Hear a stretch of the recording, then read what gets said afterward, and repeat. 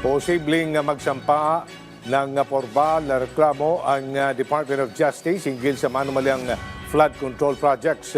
Pero baka hindi na nila umano mahintay ang testimonya na mag-asawang Diskay dahil hanggang ngayon ay nakukulangan pa rin sila sa impormasyon.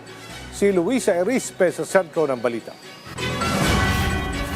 Hanggang ngayon po, wala po tayong estado na masaya na ang kagawaran.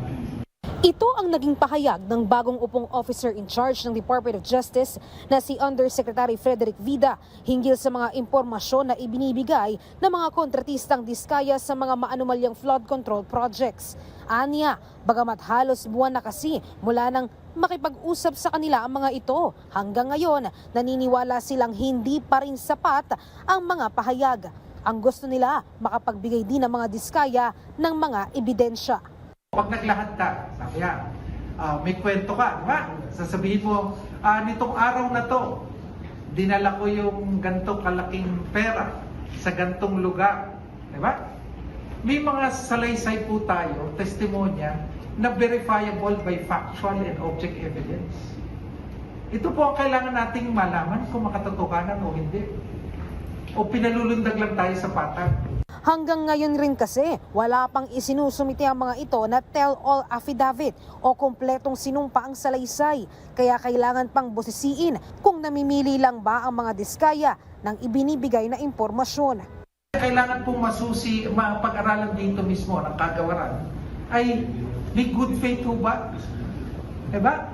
Talaga bang inilalahad niya o siya ay nagiging selective lang? Kung talaga din anyang hindi sila makontento sa mga pahayag ng mag-asawang Diskaya, handa na silang magsampa ng formal na reklamo kahit wala pa ang testimonya ng mga ito. Tiwala rin naman ang DOJ na malakas pa rin ang mabubuo nilang kaso. If we don't find something satisfactory, we will file the appropriate case. With or without testimony. We will build the cases based on the evidence we have. But what we can assure the Philippine people is that we will only file strong cases. Giit pa nga ng National Prosecution Service, hindi lang naman nakabase sa testimonya ang binubuo nilang kaso. May mga ebidensya ding kinakalap ang National Bureau of Investigation at mga otoridad. Hindi naman po tayo umaasa lamang doon sa mga salaysay na isinusumiti sa atin.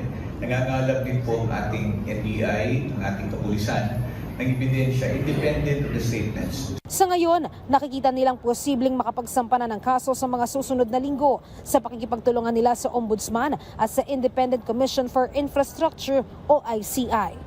In the coming weeks, we will be filing together in coordination with the Ombudsman and the ICI, we will be filing the appropriate cases. Muli namang nanawagan ng DOJ sa publiko, lalo na sa mga nagkikilos protesta na maging mahinahon at magtiwala sa proseso ng investigasyon dahil sisiguraduhin nilang mananagot sa batas ang lahat ng sangkot sa issue. Luisa Erispe para sa Pambansang TV sa Bagong Pilipinas.